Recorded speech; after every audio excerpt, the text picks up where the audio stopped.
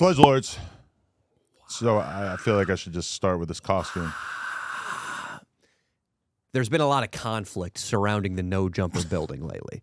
We need a sensei. You need a sensei. You need somebody to teach you all how to use violence appropriately. That's one thing. Or just not use it. This is for my own protection. You know, if there's a fight, if House Phone wants to jump me outside in the parking lot one day, I just want to be ready with the hoo-yah! That might intensify things. Did you ever talk to him, though? I apologized. But did he respond? No. So, just I mean, you have to be like on. the most guiltless in that saga. And I'm not trying to get into it. I'm just Sure, saying that, like, sure. holding you accountable seems kind of silly. And I've apologized to House Phone. I wish him the best. I hope him and I can hug it out one day. But this is actually, you know who I had in mind today, Adam? Just like any random Japanese person who does martial arts? I actually kicked the shit out of an old sushi chef on the way here. Kicked him? Like, I assume you came in your car. I did. Okay. That's a lie. But I was thinking about, because I'm back in jiu-jitsu, okay? My staph infection is cleared up. My back is no longer injured. How long do you have to take off for the staph infection? Well, I was out from that for about a month. And then I got month? busy with work. Wow. It was a serious staph infection, buddy. I gave it to my girlfriend. Where'd she get it? Right by her. And really? There was some debate as to whether or not it was actually staph. It might have been a yeast infection or something, or just she might have been orgasming or coming. Chlamydia. As they say. Oh, yeah, there's that too. Chlamydia. Yeah, but staph infection, like, for the people who've never had it, it basically will be like, I've had it in many places, but like, let's say it's on your knee. It looks like a little pimple. Then, a few hours go by, a day goes by, you start to feel like, maybe this isn't just a little pimple on my leg. Maybe this is getting hard around it, and maybe this is actually a problem. And then at a certain point, hopefully soon, you will go to the doctor, and the doctor will say you have a staph infection. They give you antibiotics, and then you're stuck for like a couple of days of kind of like squeezing it and making the excess goop come out of it. Oh, I wish I would have gotten that fun. Really? Mine was goopless. Oh, so you probably took the antibiotics fast enough that you didn't get much goop. Mine looked more like a ringworm. It was very circular. Who knows? Maybe it was ringworm. My experience having ringworm was just literally a red circle right here. And you got it all, huh? And it started to get bigger. This was all during my jiu-jitsu era of my life. Whichever gym you were training at, whichever dojo should be condemned.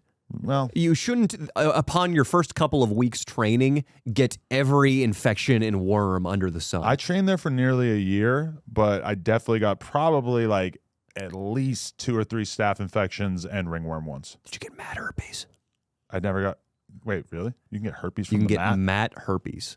How mad would you be? If I got mat herpes? Yeah. It's just like you're supposed to get herpes because you were having too much fun. Jiu-jitsu is like supposed to be like hard work that's good for you. It's not supposed to be super fun. I don't know if it's got the same stigma and the same, I don't know if it behaves the same as regular herpes, meaning I don't know if it's for life. Right. It might be like a shorthand. It might not be the actual scientific term. It might just be like a cousin of herpes. There's like HSV 1 and 2. Maybe this is HSV 13 and it just shows up on your abdomen for a little bit, then goes away. Is your girl mad at you because you gave her this terrible affliction? She brings it up a lot. My girl would be pissed too. She brings it up a lot. But hey, then I got busy with work. Then I injured my back jogging, of all things. And are you really done with jogging? I'm done. Nice. Jogging and I are no more. I hate jogging, so I'm glad to hear somebody else not doing it. I liked it. The thing I like about jogging is it's the people's exercise. You show me anybody. I don't care how fat and how poor they are. There's no excuse for them not to throw on a pair of trainers and go around the block. Tons of excuses. There's no excuse for that. If you're overweight, or if you're like a big person, if you have back injuries, if you have almost any kind of health injuries, running is like one of the most taxing things on your body. If you go to a doctor, a huge percentage of people at your doctor is going to tell you don't run. It's bad for your body. Instead, you should walk on the treadmill. You should walk. You should maybe do like a light jog. You should lift weights. A lot of like I've been to the doctor and had them tell me you need to stop running. Your back is not suited to be a 250-pound guy who's running around. Listen to me, dude. You got to work your way up, okay? That's true. That's saying, like, if a guy comes to me and he weighs 220 pounds and he's a big wad of dough and he's like, oh, my back, my knees, I'll be like, listen to me. Go to the local high school, find a track that's got the squishy stuff on top. Oh, that's a good Bro, there are no tracks that are gonna let just a random guy in his 30s go there and just run amongst the children. Oh yeah, Casa Roble. But where I grew up, I'm pretty sure, like when I think about it, my dad would go run at the track while there were like football games going on, like while there was soccer games, whatever kind of sports they were doing. My dad's 50 years old and he would go there. It wasn't like looked down upon or like it was weird. But out here, I feel like you're not getting to the track inside of a high school while there are students present. And when the students are not present, it's locked up for the most part. I say find a way in, okay? If you really want to lose weight. I mean, your health is on the line here. Your life is on the line. I'm just saying that, like, and I'm only familiar with that because of so many years riding BMX bikes and everything, but the average person who wants to jog is not going to hop a couple of fences into Torrance High so that they can go fucking run a few laps. Okay. Which we would gladly do to go grind the 15 stair. Not me, but other people. People who are gnarly. Yeah. Okay, go on a Sunday. If that doesn't work, go find a nice grassy park to run around in circles in. It's just that everybody's got an excuse for they can't do this, they can't do that. It's like the military, okay? You're sleeping in a bunk with 26 other cadets showering naked and shitting in front of people until you earn your chevrons, and then you're a lieutenant. And then once you're a lieutenant, you can get the Peloton bike, okay? You can get the rowing machine. Until then, lose the weight, get down to a BMI that doesn't make me want to throw up upon seeing you. That's my instruction. But Adam, the reason I brought up this whole thing is because now that I'm back in jiu-jitsu, I feel like I got to call out a certain Jason Ellis. Because I've been in there. I've been working my crab rides to Barimbolos. So you can't stop thinking about him. I've been working my Osoto Garis to hip bump sweeps. Transsexual healing ended up being quite a bit bigger of a deal than bisexual healing. You know, the Jason Ellis episode. I'll take classic that you guys all need to revisit if you want to see some uncomfortable communication between Danny and him. Check out Bisexual Healing with Jason Ellis. But if Gracie Jane wants to throw down on the mats, bring her on. You know, bring her on. I feel like you're not going to give up if she taps. If she taps? If she taps, you think I want to strangle? Squeeze it a little harder. You think you're saying right now publicly crush a ventricle that I want to choke a transgendered woman unconscious? This specific one, I wouldn't really. I would say it's a different situation. You know, I think there are probably a lot of people in this office who probably want to do that. But did you ever settle a vendetta in the jiu-jitsu class? You ever like mad at somebody so you like do something a little different, you know? Don't let go of the arm bar and rip their arm to shreds. There are those situations. There are always a couple douchebags. Okay. Just like there are around the office. There are always situations where it goes a little bit after the bell, and you're kicking each other and shoving each other off after the bell. You try to minimize that because you get hurt with people like that. They slam out of a submission instead of using proper technique.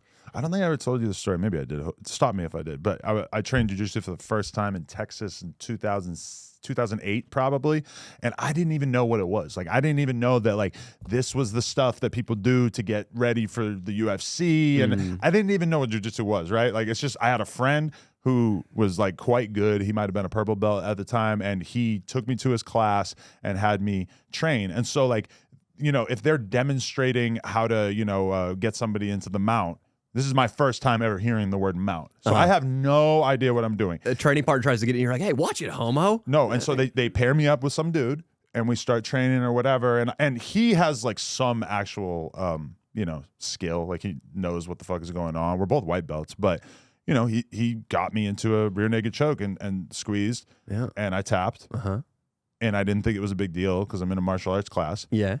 He's like, yes, he's so hyped. Up until that moment, I'm thinking we're just training. Like this is not like it's not going to be a big deal if I tap out. I had no pride associated with it because I had never done this before. And then I realized in that moment that this guy was overjoyed. And to be fair, if you were to see us side by side, I'm pretty sure I was like a full head taller than him. So like it probably really, to him, he felt like, oh, he choked out this like big guy. Jiu-jitsu really works.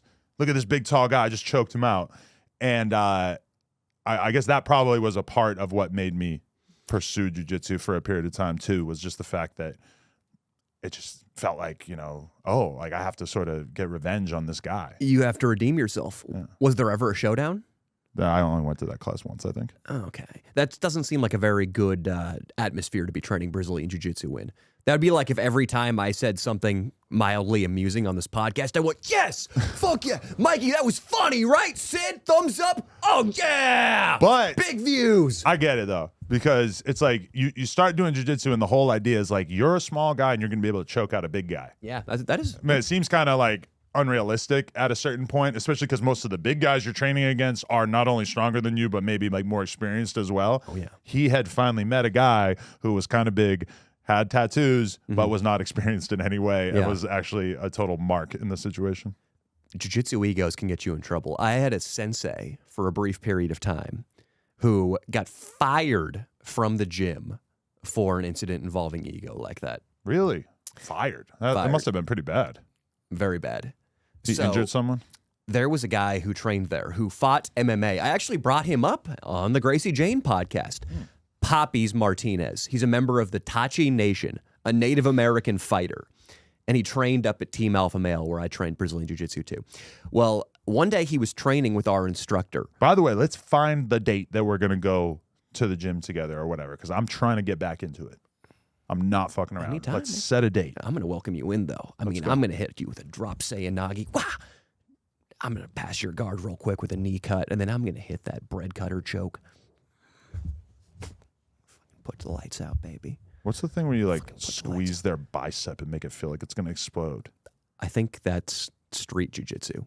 I don't think there's that's something that one of them anybody. showed me one time. It was like a thing that made me tap out instantly, where they kind of like had their leg here and they're squeezing. Bicep slicer. It made me feel like my bicep was about to rip in half, which is not something I had ever felt before. That's a bicep slicer. Okay. That actually is a legit submission. Okay. This instructor, though, this guy, he was very Brazilian. And like almost all Brazilians, this is something you'll notice with them. Like maybe all rappers have face tattoos. All Brazilians have been at some point in their life hit by a truck. It's real. They've all been hit by a truck. And he had a mangled foot. And he'd walk in and be like, okay, everybody, we train at the jiu-jitsu. You must believe in yourselves when you train. Today I train with Poppies Martinez here. I show you how it is done. I black belt, he young MMA fighter. Oh, nice boy. He indigenous boy. They roll, and Poppies Martinez Kimuras the Brazilian black belt instructor. Kimuras him. And this guy the instructor was insane. He would do stuff like if you talked about learning a technique from another place. One time I told him I learned an armbar from Matt Hughes after watching Matt Hughes fight George St. Pierre in the UFC. The teacher was like, oh man, Danny, you tell me this crap about you watching this fucking guy on the UFC. Meanwhile, I black belt, bro. I Curitiba state champion. You ask me for technique. So that's how egotistical this guy was. Poppies Kimuras him. This guy doesn't say much. He goes home. He's brooding about it for a couple days. He comes in a few days later in the week, and he says, Poppies, I have something for you here. He's got a gi. The reason he wants this guy, Poppies, to put on a gi is because the black belt, has a crippled foot and is not as fast in no gi. He needs to be able to control the guy. Poppies is like, okay, yeah, sure, I'll put this on. Now we train. Now I get my revenge. The Poppies dude should have never have rolled with this crazy guy. Obviously, this wasn't going to go well. But in this gi that Poppies has been forced to don, the black belt instructor chokes him. Poppies is tapping uncontrollably. The instructor refuses to honor the tap and just chokes him unconscious. Yeah, that's fucked up. In front of like a bunch of 10-year-old kids and like a 45-year-old attorney who's just trying to do. That's fucked. Insane. Like, imagine if that would be like almost equivalent to you walking in here and just putting Mike in a headlock until he lost consciousness. Or it would be like doing a podcast where you just stand up and beat the shit out of the other person, which happens all the time on No Number now. So. Oh yeah, it's not that taboo, I guess.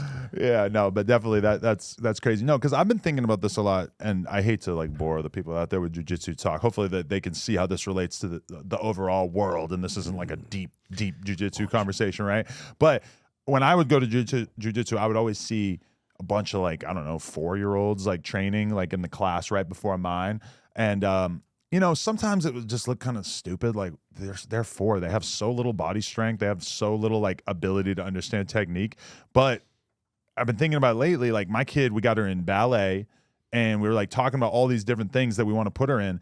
And I feel like my girl does not see self-defense as being like near the top of the pyramid of importance, which I understand, because realistically the likelihood of you getting into a brawl with someone on the street is very, very low. But let's be real. Women are the victims in like essentially every physical situation that plays out. Like a guy's always going to be bigger than you, but I have personally been in the situation in jiu-jitsu class where the instructor the first day I came in said, "Hey, you're gonna go against my wife," and then his wife proceeded to choke me out in like 20 seconds. And I had zero technique, and she had a ton of technique that made up for the fact that I literally weighed twice as much as her.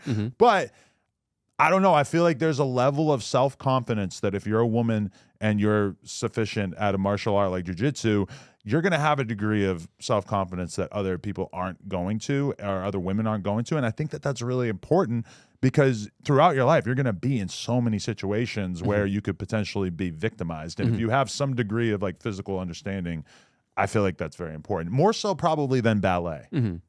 Yeah. You'll never be forced to dance to protect your honor. There are tales in North Vietnam, in the Vietnam War, of Viet Cong women posing as civilians, having grenades up their vaginas, and then wandering into gatherings of American GIs. I bet a lot of those GIs wish they knew jiu-jitsu at times like that. It really would have saved them. The thing, though, is if you're a girl who's good at jiu-jitsu, it's almost as surprising as the North Vietnamese chick with a grenade up her twat. Yeah. Just because the guy will be like, "Oh, hell yeah, free sex right now. Consent's not required. Consent not required." And then the next thing he knows, he's in a traditional cross-collar choke and the lights are going out. Right. And it doesn't take much. I would say a girl who's a blue belt in Brazilian Jiu-Jitsu is effectively unrapeable, especially if the guy doesn't know she's a blue belt. But are there tales of this? Because I feel like if this is true, that it has to have like actually happened a lot throughout history. But are there tales of like women fighting off their rapists like using jiu-jitsu? Because I feel like it has to be relatively rare, or we would hear about it all the time, right? It would be a pretty good feel-good piece in the LA Times, right? Yeah. But I'm telling you that when I rolled with the sensei's fucking whatever, the guy at the jiu-jitsu place's wife, and she choked me out right away. I mean, I feel like the average dude would have a hell of a time trying to rape her.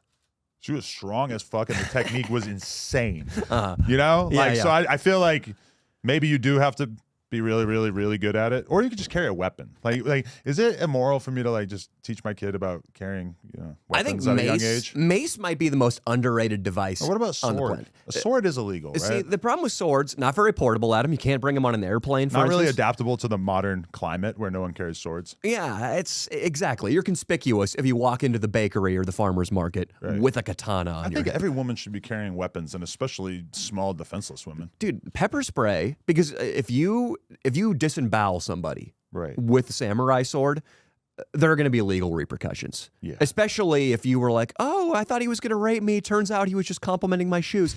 If you've got mace, just wash. But if you've got mace and you hose somebody down, it's fucking all good. Yeah. Like, you can just deny it. Like, if the cops show up and like, "Hey, he said his eyes really itch," and you maced him, just be like, "Mace? What's that?" There's a like hip hop personality that you certainly don't know about named Charleston White. Very, very controversial guy. Has tons of crazy ass opinions. And he has talked shit about Soulja Boy previously, and Soulja Boy and his crew attempted to like approach him in Miami. And he's an old guy, and he's very small, and I think he's disabled in some way. Basically, he's like not involved in the Charleston guy. Yeah, I'm pretty sure he's not involved in white or black guy. Black guy. Okay. I'm pretty sure he's not involved in combat in any way. He's from Texas. So Soulja Boy and his guys approach him, and Charleston White just hits the big fucking pepper spray cloud. And I don't know. I heard he was alone, like no security, like him and like two people hanging out in Miami for Rolling Loud, which is like big hip hop festival. And this happened. And I mean, it's pretty unbelievable that because we had never had to really consider that. Like, is it pussy to spray a big cloud of mace?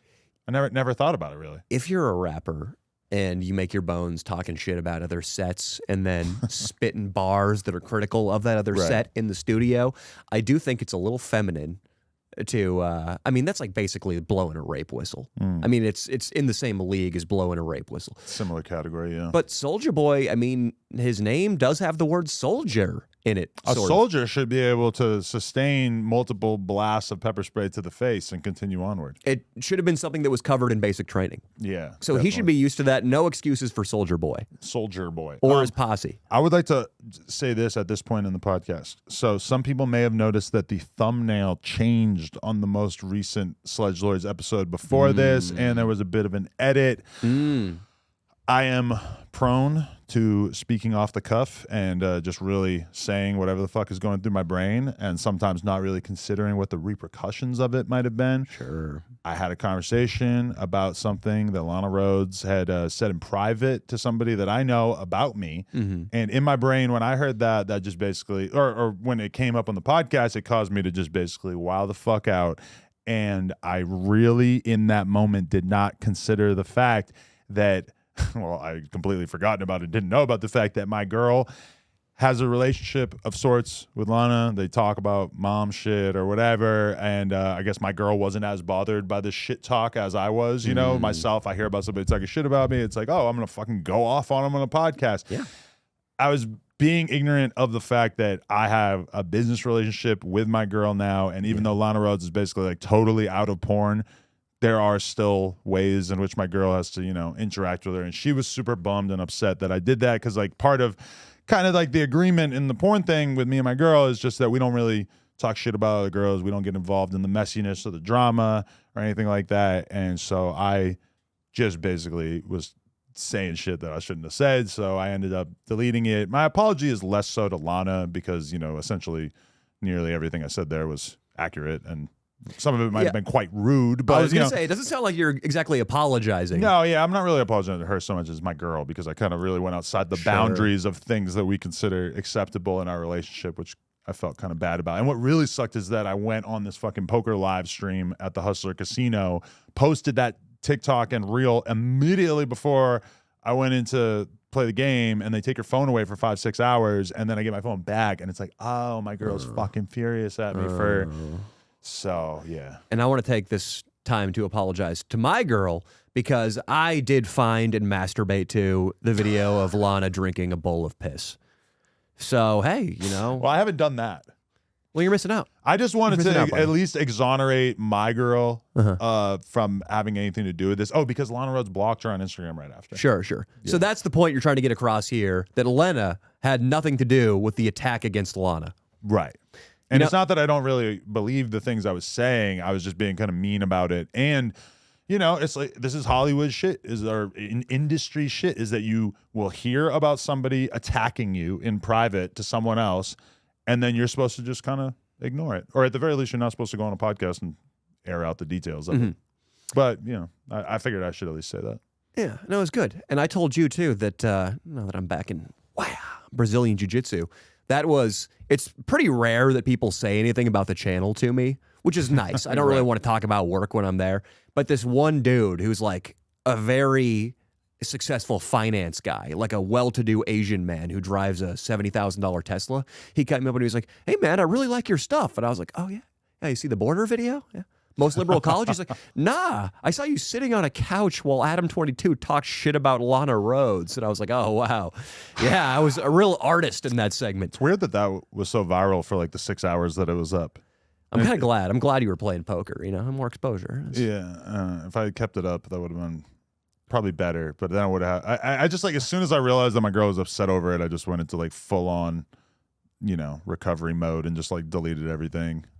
You know, dude, I'm a pussy. I know. I feel bad that like we talked on the podcast and then I had to edit it. You don't have to apologize. I should have made that call beforehand. Dude, you know, you were apologizing to me about that as if I was going to be like, no, Adam 22 is once again sacrificed to the artistic integrity of our podcast. They are meant to be consumed in their entirety. Well, that's the one good thing about this being live is that not being live is that we feel comfortable really kind of going off the chain and saying whatever. Whereas when you're live, you feel like a little bit more like you want to be careful, but then when we do it here, it's like, oh, we could edit it afterwards. So we could always go a little too far and then pull it back afterwards. This place has been a real beehive of controversy the last couple months, hasn't it been? Yeah. And you know what I was listening to? I got into Elton John recently, and I found that old duet he did with Eminem, the Stan one. And I was listening to what, like on some award show or something? Yeah. It was beautiful. But then Eminem had that song "Without Me," that really big hit, like two trailer park girls go round the outside, dude. Yeah. And that.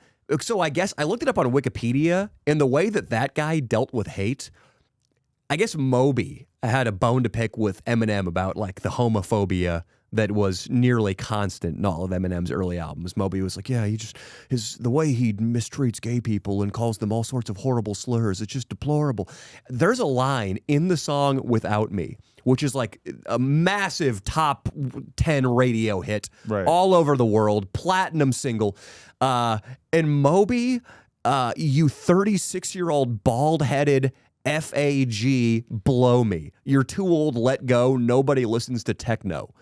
Yeah, and doesn't he say something about you get fucked up by Obi, as in Obi Trice? Yeah. Something like that. Yeah, I don't know who Obi Trice is, as you can probably imagine. One of Eminem's guys. But, like, dude, he just called him a 36-year-old bald-headed FAG after getting accused of, like, dude, and that was a mainstream song. Yeah. Like, the balls and the time that you could get away with stuff like that. Yeah, I miss it. But you could do that now. You would just be like Steven Crowder.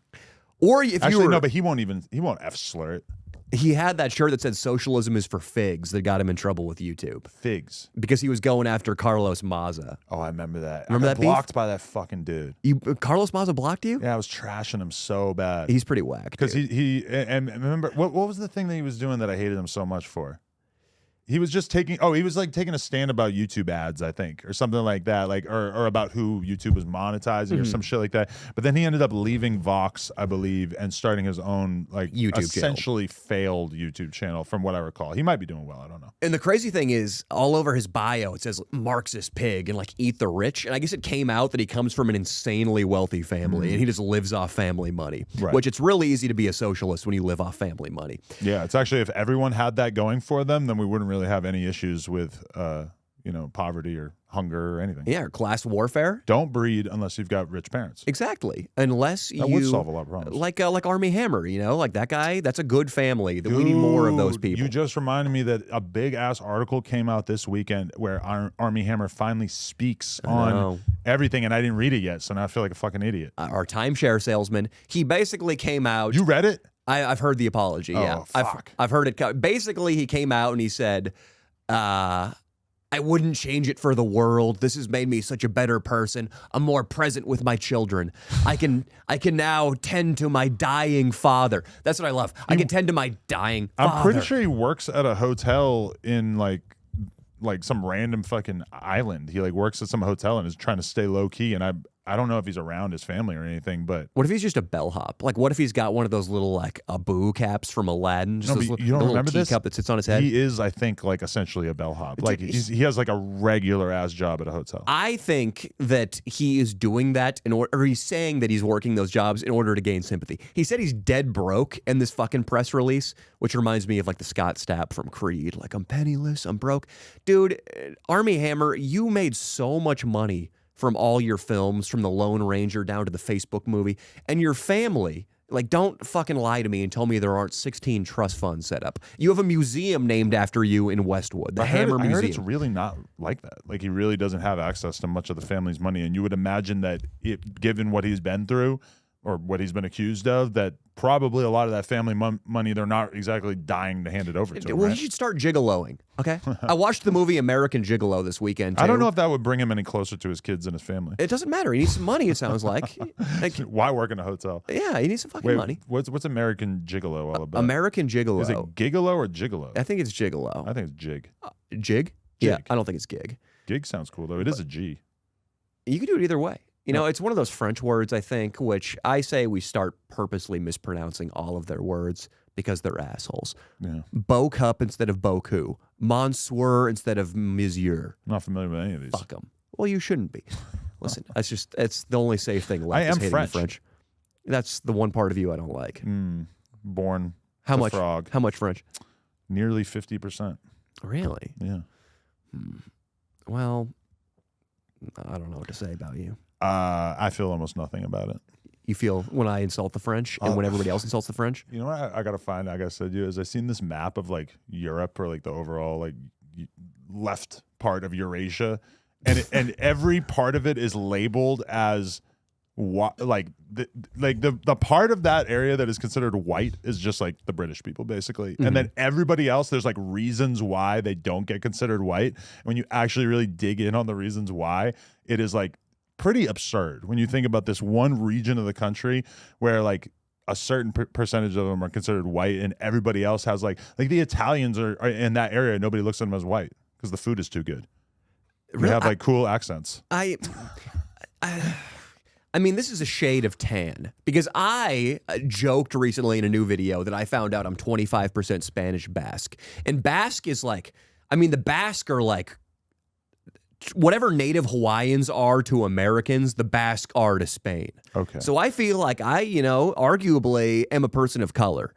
But even I think it's bullshit, and I think Italians are fucking white people, okay? Right. We had our time in the sun in the 20th century or whatever, or in the fucking 1800s where Italians coming over were like basically black people. Right. But that time's over. It used to be that the Irish people, like, these fucking micks working on the railroad.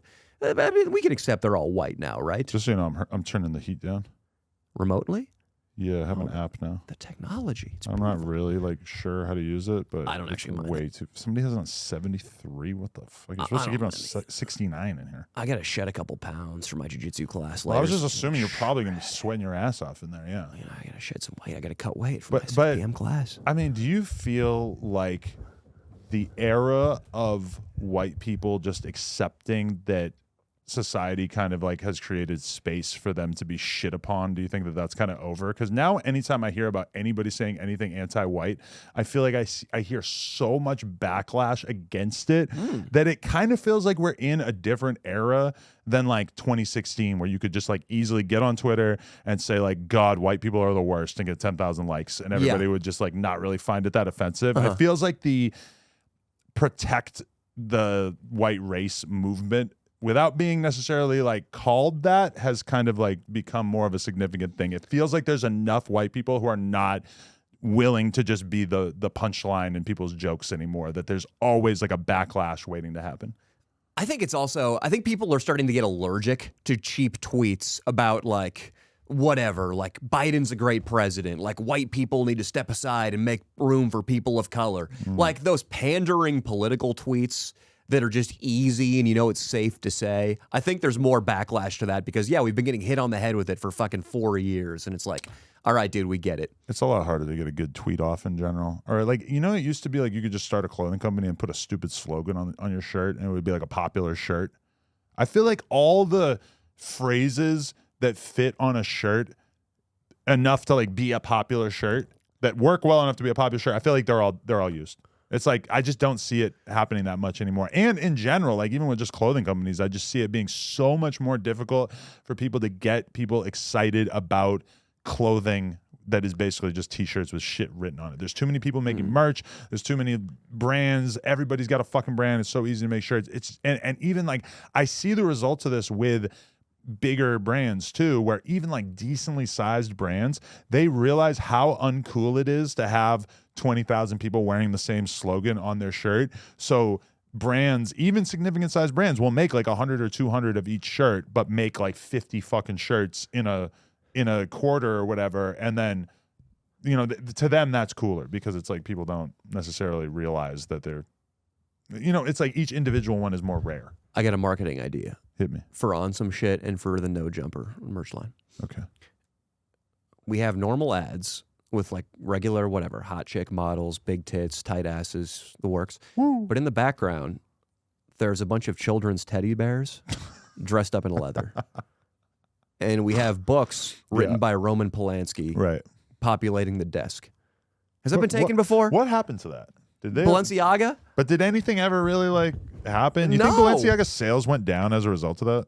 I don't think so, dude. I think there are some crimes that are like, it's like getting a yellow card in soccer. Like what's a red card? A red card is anything homophobic you tweeted or saying anything racist in public. That's a red card. You're fucking canceled. Right. But doing shit, and also if you're a guy, I guess if you're a guy and you accidentally text a 17-year-old like Chris D'Elia, that's a red card. But if you're a massive brand and you pretty much advocate mass child fucking through your ad campaign, that's just a yellow, or maybe even just like a little whistle blow. The thing that makes me assume that Balenciaga hasn't really like seen any sort of serious blowback from that is just that I feel like the people who would potentially be wearing Balenciaga do not overlap at all with the people who are offended by the Balenciaga ads on Twitter. Feels like most people who wear Balenciaga, if you're out here buying $1,300 sweaters and shit, you're probably not like super clued into the news cycle and paying attention to every single thing that's going on, right? You're probably Chinese. I mean, you probably speak Mandarin.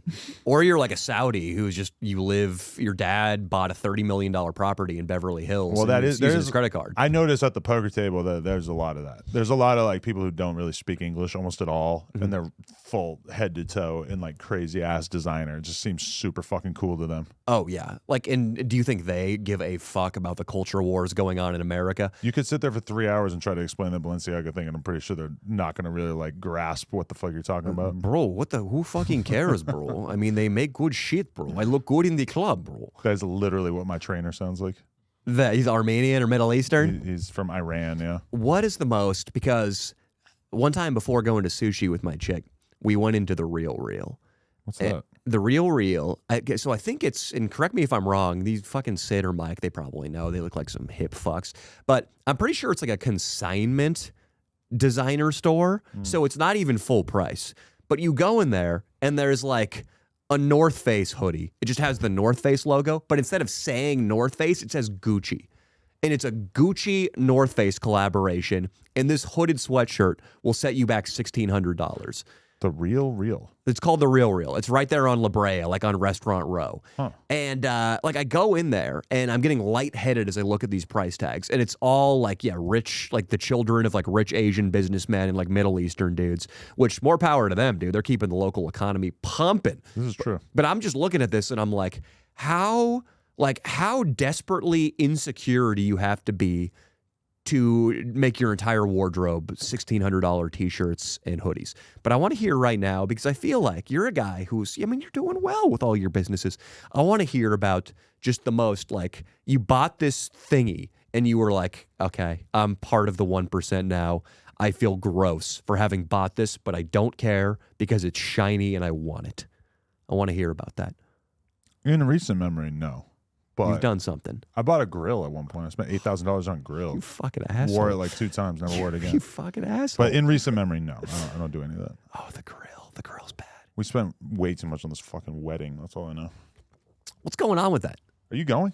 Dude, I'm down. I haven't bought my ticket yet, but I'm gonna be honest with you, Adam. This is a big expedition for a wedding.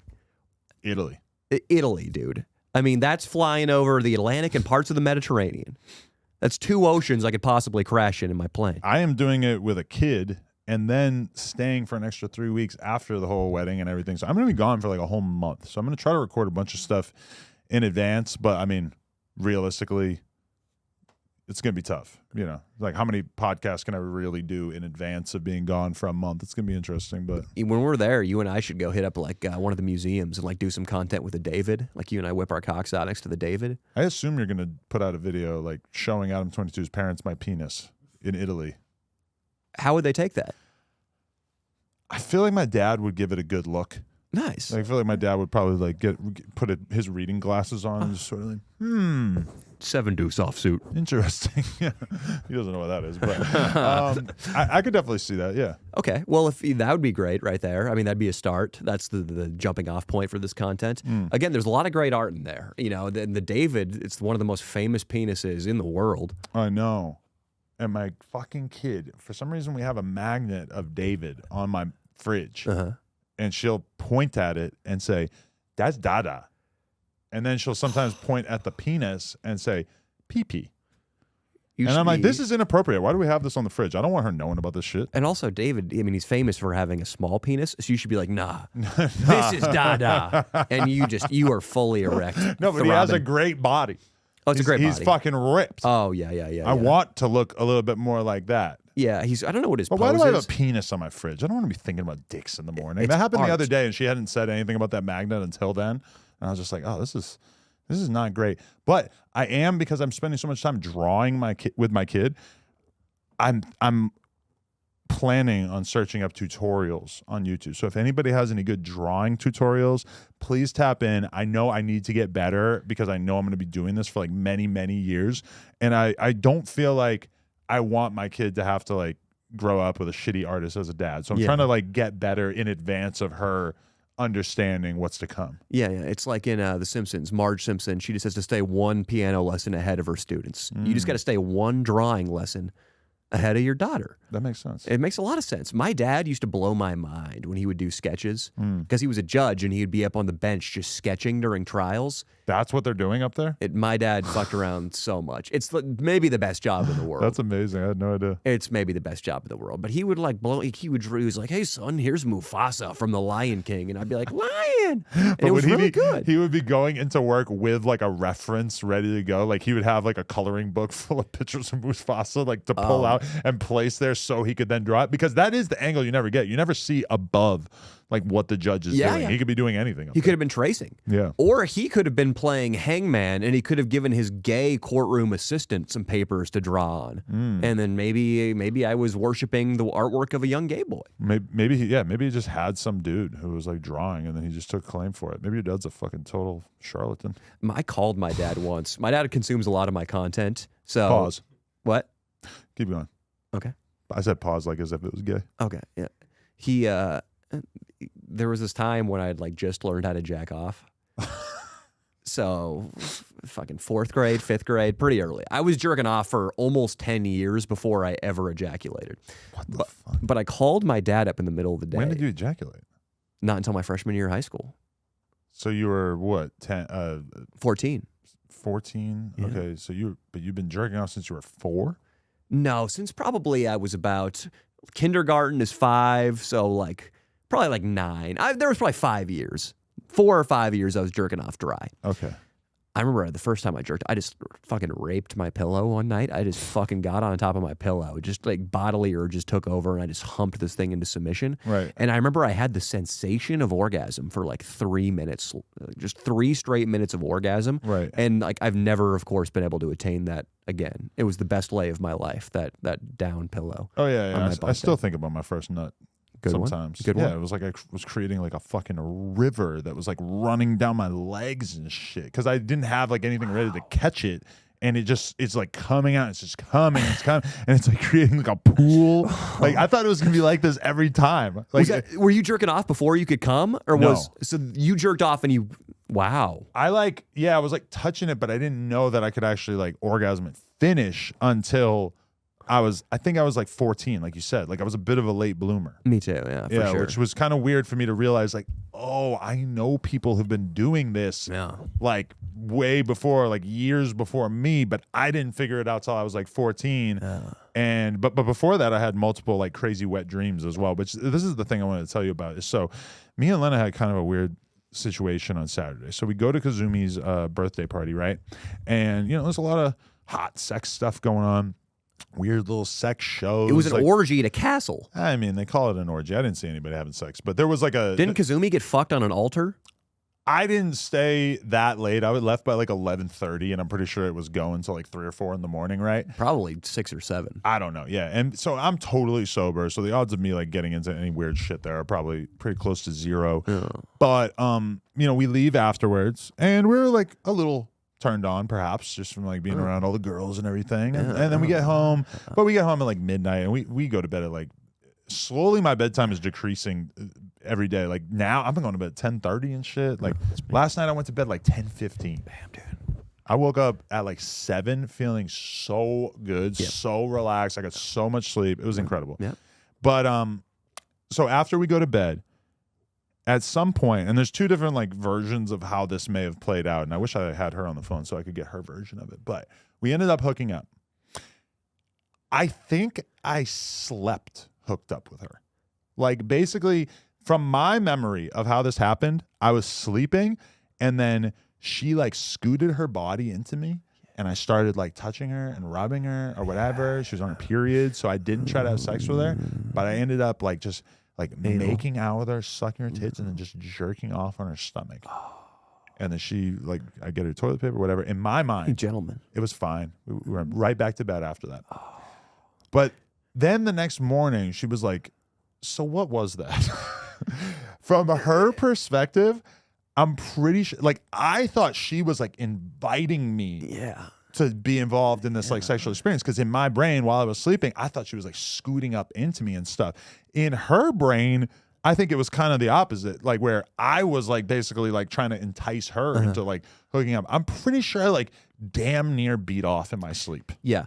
So from her perspective, you mounted her without getting any kind of consent and just finished on her stomach. It was really more from the side. It wasn't so much a mount. You know, I do that too. You've done this. Dude, I do it all the time. And I am kind of creeped out by admitting this because it does sound so unbelievably weird. But I feel like me and her have come to some sort of agreement. And you want to know the really weird thing too is that she whipped out her fucking vibrator and finished after this. Well, you can't Me Too my boy Adam over here if you whip out the vibrator. I don't think that was her intention. She just thought I was crazy.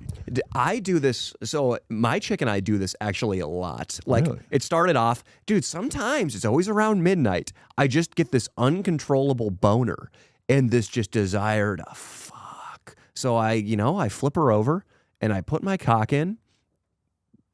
If she's awake or asleep, it's not my problem.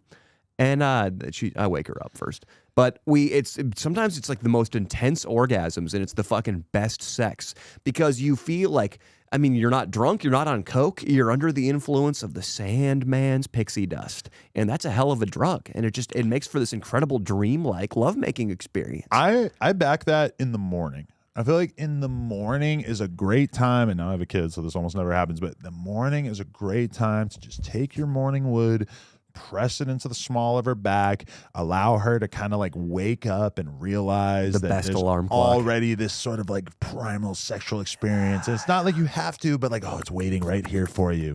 I'm right behind you like a lion. About to have sex with a female lioness. But okay, my thing is at night.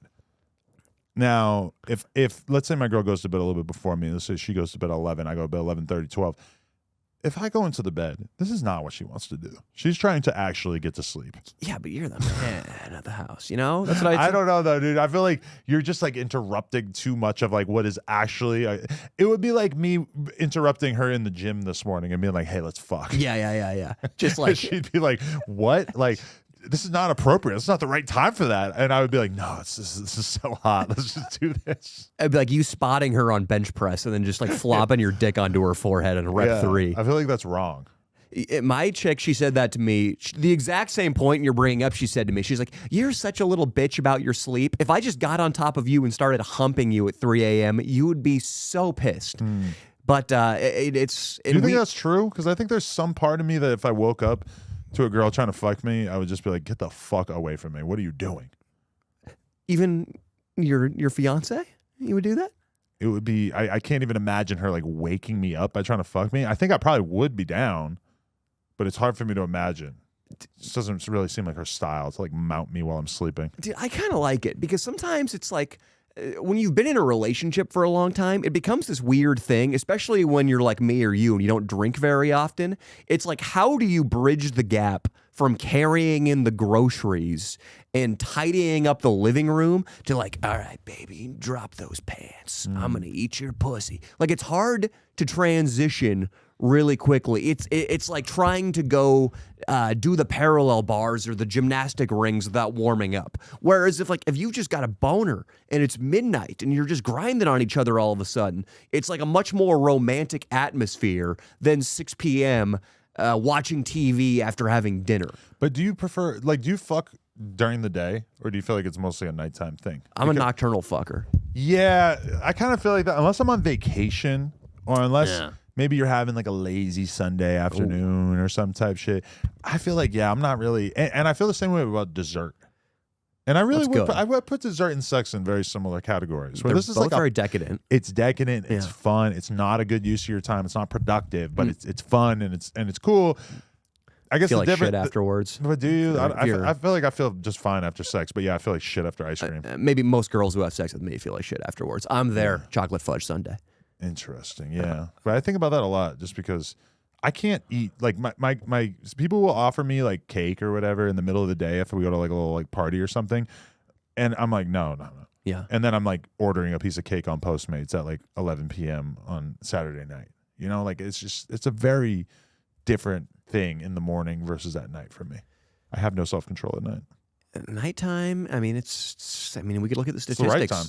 It's the right time for fucking. Many would say. But also, a lot of people would say it's the right time for murder and non-consensual sex. Yeah, nothing good happens after 2:00 in the morning. That's what I heard somebody say. Like if you're staying out that late, you're just asking for bad things, right?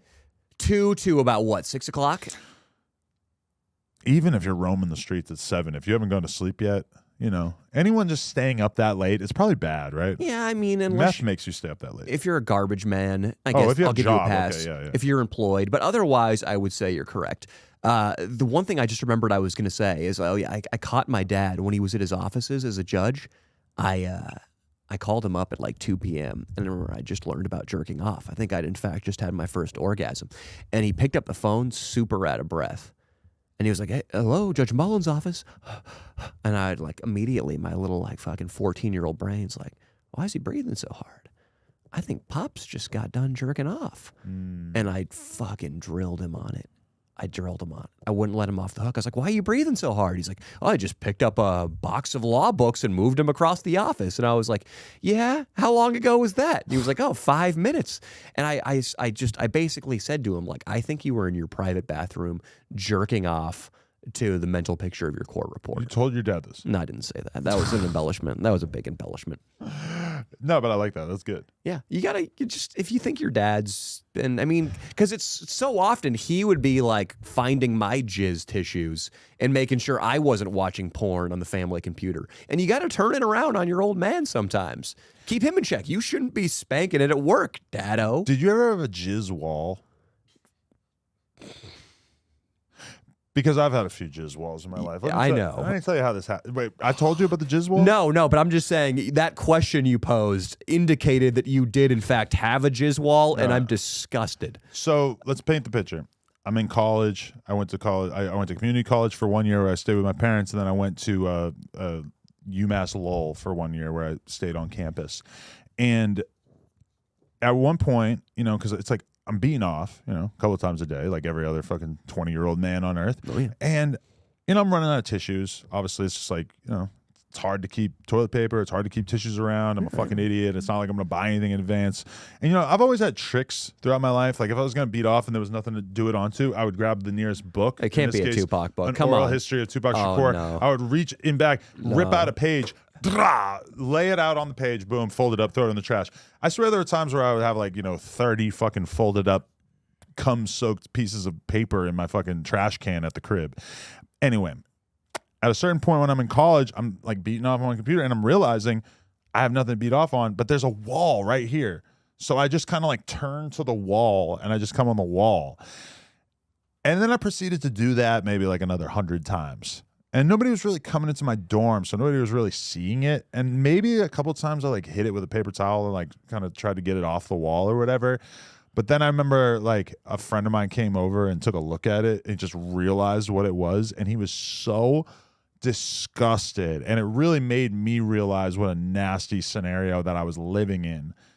And so I stopped doing that around that time. But yeah, there was a brief period of time where I had a cum wall, a jizz wall. You have rendered me, I think, for the first time on this podcast, speechless. And you're almost making me wonder, like, damn, what's everybody else going to think about that one? I mean, it's so like boneheaded.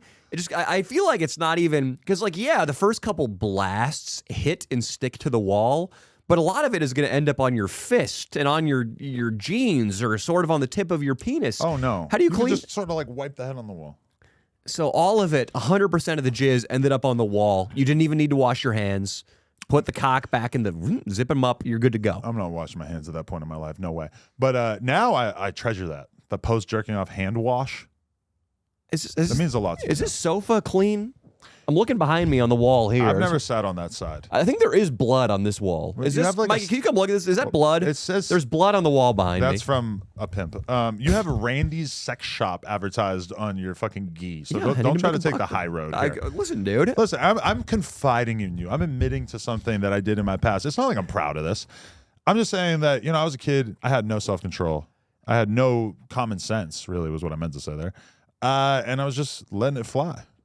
Quite literally. Yeah. Did the jizz wall, I mean, was Did the wall, like, was there a hump of dry jizz? Did it have a third dimension to the wall where you were starting to create like a barnacle? Yeah, I'm glad you asked that because you ever look at one of those maps that shows you like the topography of the area where the mountains and the hills are at? Yes, and it's actually raised. Yes, it started to kind of take on that sort of dimension because something weird happens with your cum. Because I'm pretty sure that there's like a trans person was telling me this the other day, but they said that like they got their balls removed, but that they could still cum because there's a difference between the sperm and the cum. Like there's ejaculate, yes, and then there's sperm. Which I never really knew that this was like a big, like, I guess I knew that they were different, but I always thought that they were one and the same. So semen is the fluid, and it's produced in your prostate, if I'm not mistaken, which is internal. That's the semen, yes. And then sperm is created in your nuts. Those are the swimmers that actually make life. I guess, yeah. And so I think that explains why when you jerk off on something and then let it dry, you're very likely to see like most of it just kind of like dissipate because it's sort of like this clear ejaculate fluid, but then there'll be some parts of it that over time will kind of like darken and become more disgusting. This is pretty rough even for myself. Yeah, when you painted the image, again, almost literally, when you painted the image of the topographical map, I'm imagining like running my fingers over the Sierra Nevadas on the globe we had in our 4th grade classroom. I wonder if you were to have a doctor or a scientist rate the likelihood of a new pandemic emerging from a wall of dried up cum. I wonder, is that comparable to the what was it, the wet markets? I almost said wet farm. I had wet farm in my brain. Unfortunately, I think a lot of people suspect that the virus actually came from the Wuhan Institute of Virology. Like it was a lab leak. Which is like 3 feet away from the wet market that they tried to blame it on. Yes, exactly. But dude, I would honestly, like in the hierarchy of funniness of disease origin, the least funny is for sure the lab. Then a guy eating a bat. That's pretty funny. That was for some reason in a cage with a possum or something that created something freaky that we never knew existed. Yeah. Give me a fucking break. But like if I learned that the virus sprang from a wall at UMass Lowell because a dude was jerking off who couldn't afford tissue paper, right, I would happily get killed by that virus, and I wouldn't grieve my entire family perishing from it. Yeah, it'd be the best flu. I mean, it'd be so funny. But think about how giddy the media would have been to blame it on a 19-year-old white male in the suburbs of Massachusetts. Oh my God. This is who created the new plague. Was this guy? His father has ties to. The only problem is your dad had ties to the Democratic Party. Like if he was a Trump staffer, but he was a Trump staffer. Oh, it'd be fucking. I see that all the time. Of like, just to spend a moment on this, I see people all the time who assume that I grew up in like a rich family because my dad at one point was an unpaid volunteer for Bill Clinton. I'm pretty sure my dad would tell me that he never spent $1 or was never paid $1 by Bill Clinton. But there's a lot of people who really think that this was like that to be a low-level unpaid volunteer on a presidential campaign is like a well-paid job, or that it assumes a certain level of privilege. People think that because my dad was a judge, he made $180,000 a year. They think that I am like pretty much the son of Jeff Bezos. Right. Like there are a lot of people who think I just came from fabulous wealth because my dad made under $200,000 a year. Right. And there's so many people out there that like seem like they have no hope or no ability to imagine themselves ever accomplishing anything with their lives, that then they look at people who are experiencing any degree of success and they just assume that like, oh, this must be the result of a vast global conspiracy. I mean, there were advantages. Like I can admit that there were. Growing up in the family I did would be different than growing up in a trailer. If only that my parents had higher expectations for me. Like I couldn't eat pizza and drink Mountain Dew for every meal, and I couldn't be dating a fat chick named Betsy and experimenting with drugs. Like, they kept me to a higher standard. If I needed help with like a car payment or rent, they were there to help me out. So there were benefits, Right. but it's kind of the best being from a middle class background, because if you're dirt poor, obviously that's not good. And then if you're ultra wealthy, you're going to have no motivation. And your dad's just going to give you a complete like paper title job at his company where you're going to be collecting a paycheck to do nothing. Yeah, because I feel like, yeah, definitely. Like the people I know who grew up super rich, almost invariably, some of them are doing quite well for themselves, but I would say that when I speak to them, I just don't really feel like I resonate with the perspective that they're coming from most of the time. And then also, though, this is an experience I've had throughout my life, is that if you take somebody, like many times, like with the BMX shit, I would find some kid who I thought, like, I'm going to sponsor this dude. He's from the hood, but he's super talented. He's got a ton of potential. And then quite often I would run into a situation where either they were kind of like slippery or dishonest about some stuff, or they ended up like really not appreciating the opportunity that I was trying to give them or whatever. I think a lot of people, when you grow up without any opportunity, it can be very, very hard for you to know how to deal with any opportunity when it does present itself. Like I always think of this one dude, Black Man, aka Desmond Rhodes, who was this super dope BMX rider from like the streets of Brooklyn, came up with nothing, and he gets sponsored, and he starts doing stuff that traditionally you don't do when you're sponsored. He starts selling his parts to people at the skate park. He's like, he's like just little things that like, piss the company off. And like pretty quickly, within a couple months, he like worked his way into a bad spot with his sponsors and stuff like that. And his pro career ended very quickly. But I always have noticed that is that sometimes the people who come from nothing, you see it as being this like cycle that's likely to reproduce itself over and over, because then once those people get into a situation that is beneficial, a lot of times they don't really know how to process this opportunity. And then on the other side, well, first of all, I've heard that 80% of millionaires are self-made millionaires, which just goes to show you that only 20%, or most millionaires, are going out there and doing it for themselves. Your second-generation millionaire son is probably not going to be able to maintain the money or do it on his own. But there's a kid, the opposite of this guy you're talking about, Mr. Selling his spokes to a 10-year-old at the local bowl. I like that. Selling spokes. This kid, yeah, can he sell spokes?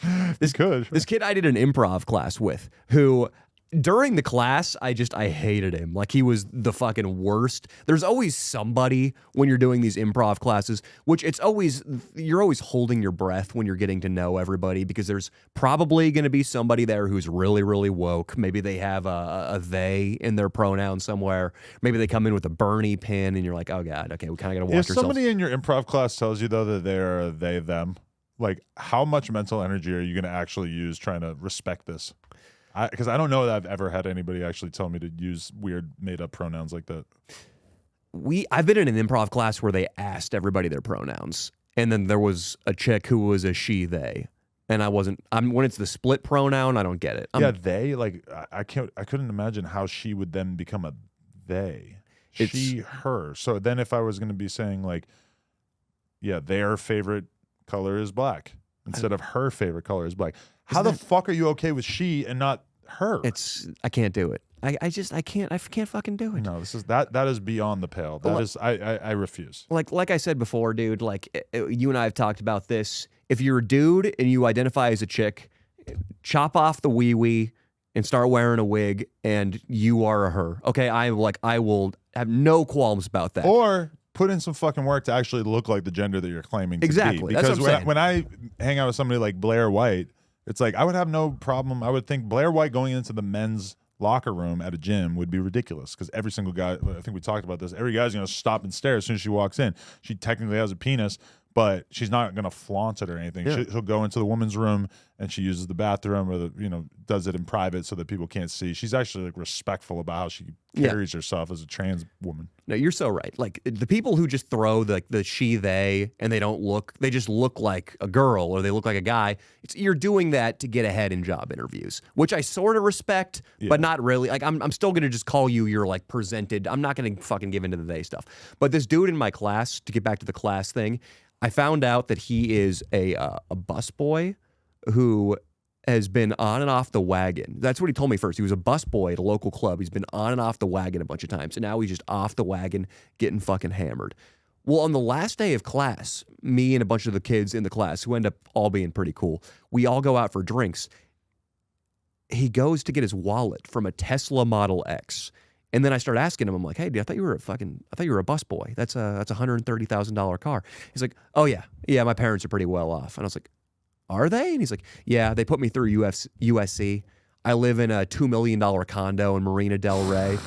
And I just think like, this is, again, the equivalent to the dude at Potrero Skate Park selling a gyro off his Mongoose bike. Like, this kid has been given everything, and the most he can do is go wipe down tables and get hammered after the shift. But, I mean, he's doing the improv class and shit like that, right? Like, he's clearly pursuing his... But he hates it.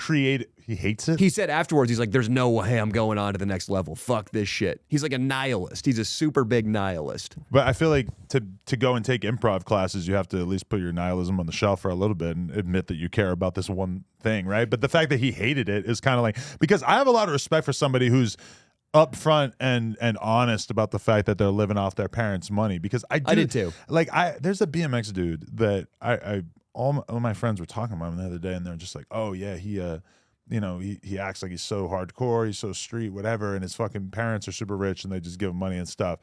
And I'm like, okay, well, I mean, if he's saying and acting like he's something that he's not, then I can totally get behind, kind of giving him shit or thinking he's a fuckboy. But if the situation is just that his parents give him $10,000 a month, I don't know if it's that much, but I mean, if I was in that situation, if I was lucky enough that my parents fucking had made enough that they were willing to like give me that money, I mean, that's fucking amazing. That's cool as fuck. I think people should be way more honest about their nepotism. Mm-hmm. Yeah. It's hard to get mad at. I was just trying to, for a second, put myself in the headspace. Like, I'm trying to figure out how I would feel if I got $10,000 a month from my parents. I think if I got that money when I was 18 through anywhere in my 20s, right, I think I might be dead. Yeah. I think I might be so depressed. And I think, like, why wouldn't I go out chasing pussy and doing coke constantly? Right. Like, what would there be to live for? No, I know. But that kind of says a lot about us, that we can't even imagine life without this struggle to make something out of yourself. That we consider that to prove yourself as a social media influencer and create a successful YouTube channel that will probably one day be taken down by Susan. That is the greatest thing that you can accomplish in life for our generation, because we are kind of like the first generation in a lot of ways who was able to create something out of nothing on social media. And, like, presumably maybe my kids will not think that that's as cool as I think it is, although it's kind of hard for me to imagine the world just like moving on and prioritizing different things. I have to piss. I have to just piss real quick. You go piss, buddy. You have to piss? Yeah, I kind of have to piss too. Let's go piss. Well, I just want to say, and I'm going to do a quick little check on Twitter to see if I like ignited any kind of storm when I said this, but I tweeted out this morning, 478 likes. It didn't go too crazy, but I tweeted out, tempted to play the Harry Potter game just because all the worst people on Twitter are so upset by it. And that's kind of how I'm feeling. I was checking out Harry Potter. It looks fucking great. And the trans community are out in full force trying to convince everyone that you are a literal transphobe if you play this game, the Harry Potter game for consoles and everything. You don't play video games at all, so like this is not a possibility. Is there... J.K. Rowling should be the president, be a deity to the left. I mean, she is a woman billionaire, right, who was a single mother, who was writing stories on bar napkins, who created an empire. Right. But because she has some opinions, we have to cast her aside and now worship I don't know who. And when you attempt to figure out what her controversial opinions are, it is very difficult, because she has really said like almost nothing that any sane person would actually consider offensive. And this became clear to me when I was doing that trans panel and I brought up J.K. Rowling, and Buck Angel was sitting there, who was like a female to male trans person, Yeah.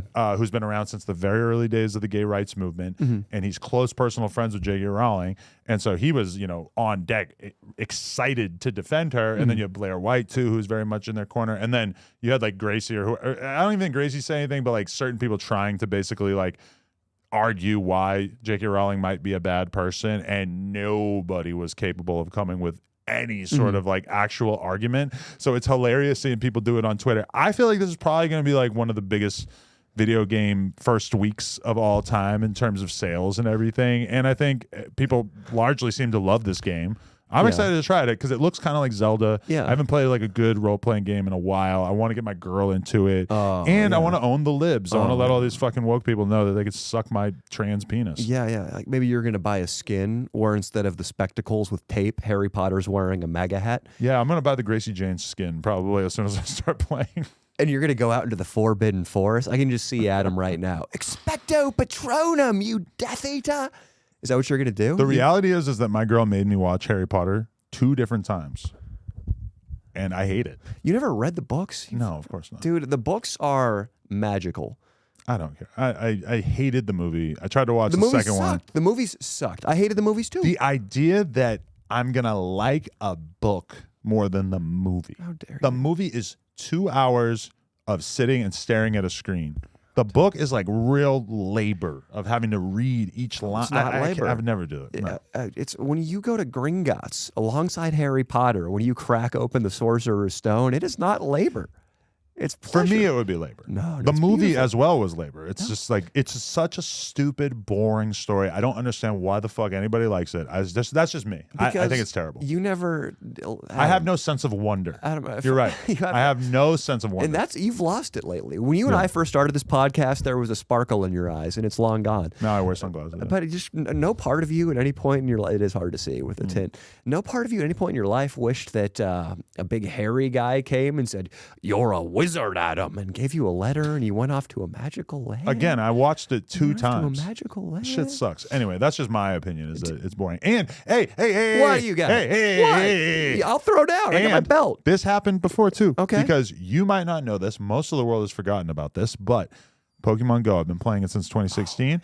At a what was supposed to be the next great augmented reality, real life style game like Pokemon Go. What was supposed to be the next one? Harry Potter and the Sorcerer's Stone or some shit. That was supposed to be the next one.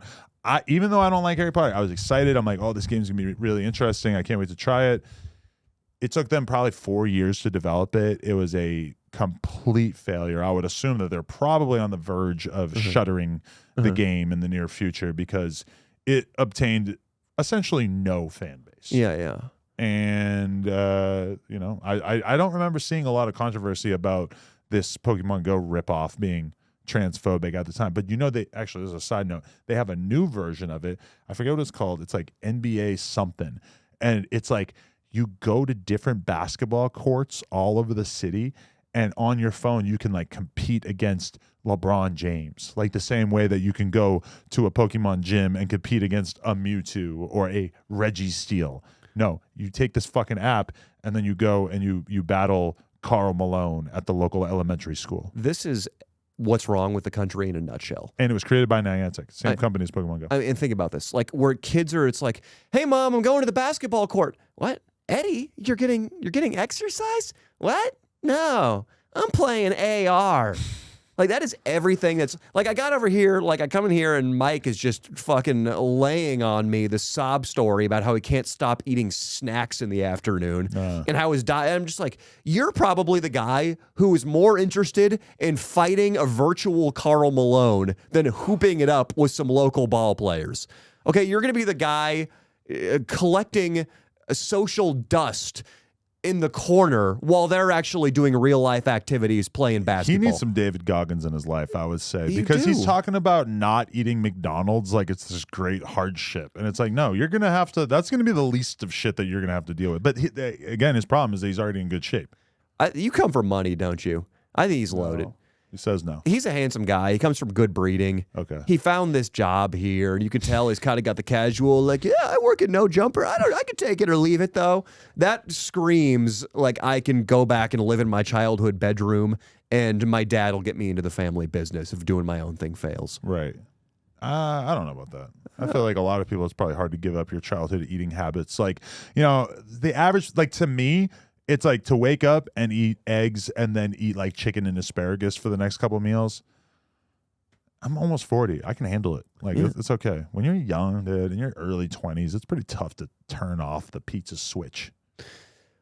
That's another thing that's great about jiu-jitsu, to bring it all back, is jiu-jitsu, not only are you getting in shape when you're on the mat, but it makes you want to adjust your entire lifestyle, because you know that if you go to bed a little bit earlier and if you refrain from the McDonald's and you go grab a salad instead, you'll have just a little bit more cardio when you take on Stevie on Monday morning in advanced class. Just a little bit more cardio, because you know that guy's a cocky cocksucker, and you know his Baron Bolo's getting really, really nasty since that seminar.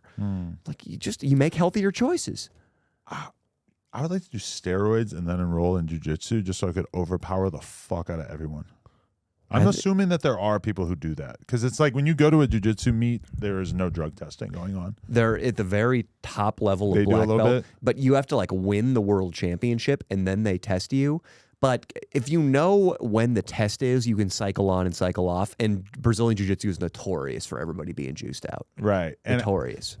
Okay, here, let's ask a racist question. Let me ask you this. Yeah. So I remember when I was doing jiu-jitsu that my instructor was Brazilian, right? Bro.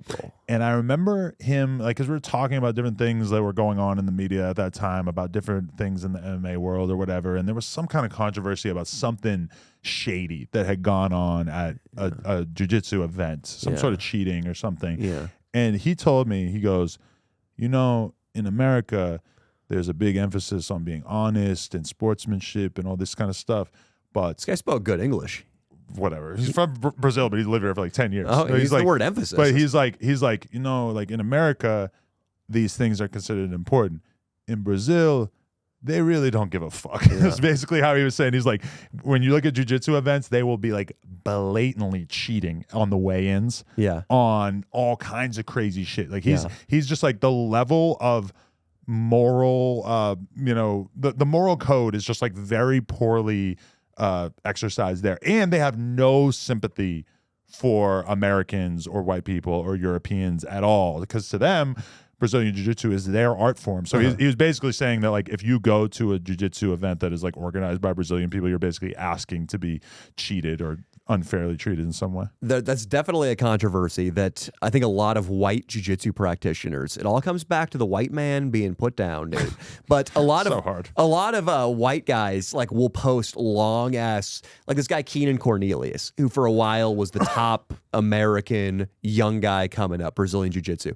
He posted this fucking tirade after losing at the World Championships, I think last year, like a 5-paragraph breathless Instagram post. He was probably dropping sweat onto his iPhone screen as he composed it after his finals match. I guess basically the refs had done what your instructor described it. Just like, it was their decision. They had, because the score was tied, it was their choice who wins the match, and they just gave it to Gustavo or whoever the Brazilian guy was. And this dude was fucking pissed.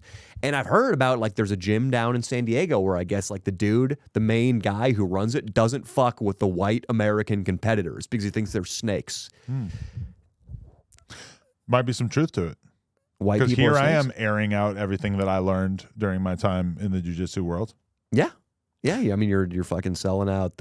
You're basically calling this guy racist. I mean, okay, this is the kind of question that was like, if you were a world leader, would you rather be Putin or would you rather be Biden? Would you rather be the person who has complete control over everyone who lives there, and you can kill journalists, you can kill your political opponents, you can order whatever kind of murders you want? Or would you rather be somebody like Biden, who seems like they're playing by the rules, essentially? Maybe Hunter Biden's sneaking around, getting some money off of people in Ukraine or whatever. But it wouldn't appear that Joe Biden is like really using his position in unethical ways in the same way that somebody like Putin is. Like, if you were the world leader, would you prefer to be a world leader who could just kill your political opponents, or would you prefer to have to be sort of acting in a mostly moral way? Yeah, I mean, our American politicians definitely have some fucking leeway, especially right now if you're a Democrat. That's just who's in power right now. Like Hillary Clinton can have a bunch of classified emails on her MacBook. No big deal. Joe Biden can have it seems, can have all these classified documents. Trump can't. He can be picking up, like you said, bags of cash from Hunter Biden, who's also smoking crack and fucking hookers. But Taking dick pics. Putin, taking dick pics. Putin could be having, and he probably is right now, having an orgy. He's about to die of cancer. He's like 70 years old. There's no way he's doing shit. I think he probably still gets his rocks off with the hottest girls in the Russian countryside, who must be beautiful. Whatever he wants to do, I'm sure he's doing. He doesn't have a wife, does he? I haven't heard of her. The problem with the dictator thing is eventually things can wind up like they did for old Saddam Hussein, and America can just show up outside of your city and there's a siege, and then you're going to get beheaded or you're going to get hung. Oh, this bitch died in 2013. Oh, it's fuck town, baby. Yeah, she did. Moscow, more like fuck cow. She was only alive for 1983 to 2013. Oh, that's when they were married. Oh, so she may not be dead. He's just... I was going to say, I like his style. And there's an article about a woman who is 39 that has been romantically linked to him for more than a decade and is thought to have at least 3 children with him. It's unbelievable how they're able to keep all that shit secret over there, and like out here, all that shit is just on fucking Front Street. Oh, dude, he runs the media. But yeah, as I was saying, dude, like, it doesn't seem like Putin is going to get toppled anytime soon. I think the Western powers learned their lessons about invading Russia. He's probably going to die soon, and there's a bunch of like military generals and stuff who are kind of vying for his spot. So if it does go down like that, that's probably how it's going to go down.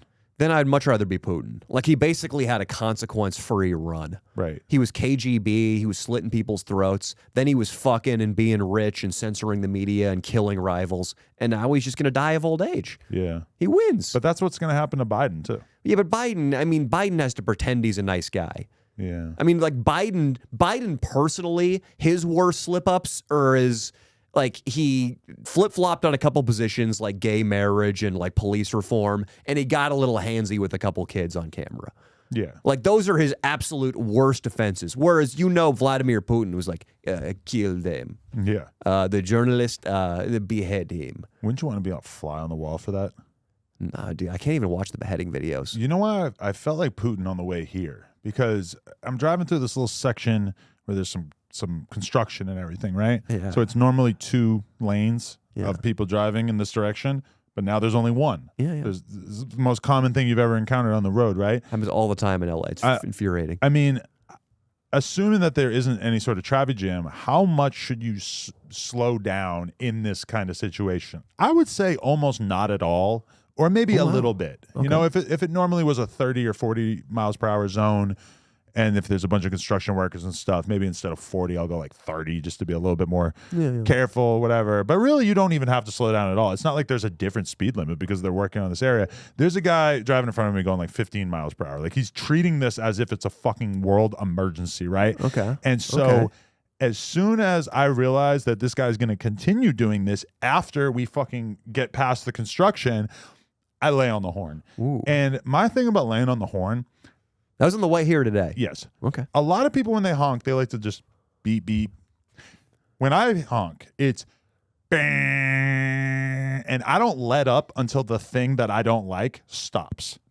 Now, I've done this many, many times, and it's usually with people driving slow, because on Laurel Canyon, there's been a few times where I'm stuck behind somebody driving fucking 15 miles per hour, and I'm not going to just bip. I'm going to hold that fucking thing down. I am going to completely envelop your senses so that you can't think about anything else except why the person behind you is upset. They got to pull over or fucking accelerate. Yeah, or if anything, if I get a chance, I'm going to fucking swerve around you and I'm going to go like 90 miles per hour to scare the shit out of you. But for me, I'm such a big believer in just holding that horn down until the problem goes away. And there has been a few times where I've done this around like my girl or other people where they've been like, oh shit, like, you're nuts. Because I guess most people don't do that. Most people will just kind of hit the horn a couple times. So when a freelance journalist writes about Putin, oh, his policies in the Siberia are killing his holding down the horn is deploying the KGB to kill that journalist. Yes. That's you.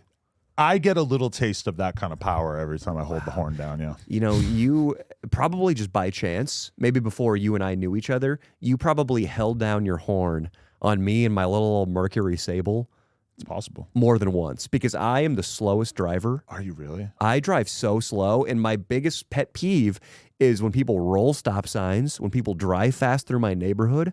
I have called the "How is my driving" bumper sticker number on multiple service vehicles to report what I see as wayward automobilesmanship. See, I feel like I'm a good driver, but then every time I drive with anyone in my car, they're usually pretty convinced that I'm out of my mind. It sounds like you might have a couple issues. I like to drive fast. Well, you have a vehicle for it. I don't really like to stop at red lights or anything, you know. So it's like, if possible, wow. I will blast through the orange, The yellow. whatever. So I I think- like Is it orange? what you're saying right It's now on a is black backdrop. It kind of looks orange to me. I don't know. the orange makes me You're think right, it's a like yellow. when the yellow and the red are like blending because it's basically red. Adam's still like. And my biggest pet peeve is that my girl does the opposite, where she will be like 5 feet away from the light, and it turns orange, and she just smashes on the fucking brakes, and I'm looking at her like, you're insane. Like, that was so much more dangerous than just driving through. You know, I'm surprised in you. You got a beautiful life for yourself. You got a beautiful family. We live in sunny Los Angeles. You can just, you're driving down the streets like, oh, look at that beautiful Art Deco 1920s house. Charlie Chaplin used to live there. Oh, Hollywood Boulevard. Tourists from all over the world come to visit our town. You, in that environment, you have the pent-up frustration to drive like a maniac? It has nothing to do with frustration. You're driving around listening to Sonic Youth, and I'm driving around listening to Pooh Shiesty, and they just bring different things out of us. The BPMs are just completely different. The lyrics, maybe. Yeah. My lyrics are like the Velvet Underground and Nico, like Sunday morning. Yours are like, yo, gonna pull up with the Uzi, go clap, clap, clap. No, back in the day, by the way, I want to say this about the Moby thing, is that, so there was I think a Moby show, or Moby was out and about in Boston in some way. Uh-oh. And a bunch of like white hoodlums ran down on Moby and beat the shit out of him. And I Why? believe that they were associated with a certain hardcore crew at the time, but I don't want to confirm that. But at the time, Sure, we can't throw this hardcore crew under the bus. they're basically a gang. But around that time, I remember that it was reported in the media that Moby got beat up by a bunch of Eminem fans, which was totally made up. But like they probably just went with that because it would have been a better story in the media, you know? Yeah. But I thought that was pretty fascinating because in reality, it was just these like hardcore dudes that probably were just beating him up because he just looked like a nerd. I mean, yeah, think about it. If you can put Eminem in that title, it's way fucking better. Yeah. That was that sort of reminds me, it's not a completely parallel topic. What'd you think about the Memphis police brutality? Because it was interesting, like the media still, you could tell the media kind of wanted to spin it as like this is a race thing. Yeah. And there were some protests, but I read about the protests in Portland and Memphis. They people just kind of marched around the town and were like, no justice, no peace. But then the protests sort of petered out because the narrative wasn't actually there. There wasn't the cops were actually all black. Yes, exactly. Yeah. Like there wasn't an Eminem crew that beat the shit out of Moby to tie it back together. I mean, because that shit was wild because it was like everybody was expecting it. If you turned on CNN, I was seeing like images on all these different news sites where they're like, it looked like they were preparing for a storm. Yeah. They're like showing like, oh, there's protests potentially popping off here in all these different parts of the country.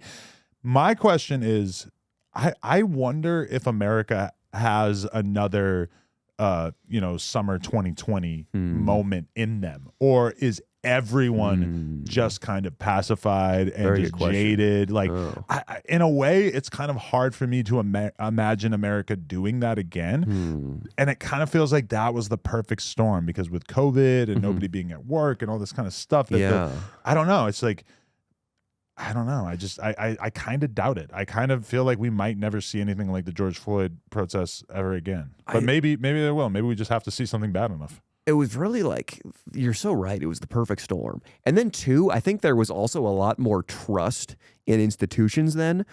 The COVID stuff, clearly there's been some fishy stuff about COVID. Some stuff is leaked about Pfizer, about information being withheld about masks and taking kids out of school. Also, like the idea that Trump was this, people thought Trump was literally Hitler reborn. They thought he was the Antichrist. And I think we've sort of cooled it on these things. Also, BLM, some stuff came out that maybe discredited them a little bit to show that they're not the angels they made themselves out to be. Right. So I think all of those things not being known yet. We thought Trump was a Nazi. We thought BLM were saints. We thought COVID was absolutely going to kill us all unless we did exactly what the government said. I think those illusions being shattered might make people think twice about taking to the streets. Yeah, it's not that I don't think there will never be another perfect storm. It just feels like it will be kind of hard to get there because, like, the George Floyd thing really did feel unique in a sense where it felt like Republicans and people on the right were all sort of like equally astonished and horrified by that video when it came out, and there was like a sense of sort of national disgust that was going on at the time, and that I was looking for where the justification for the Memphis shit was going to come from, and it didn't ever feel like there was anybody who really came up with any, you know, and it took years for Candace Owens to come up with this whole like George Floyd actually overdosed and he actually deserved it or whatever, all that shit. Like, I didn't really see like a compelling counter narrative to the Memphis thing of like why this guy was killed. It didn't seem like there was any, but there's been a lot of similar shit, bro. Like, there was a fucking cousin of a Black Lives Matter founder or some shit who got killed by the cops out here.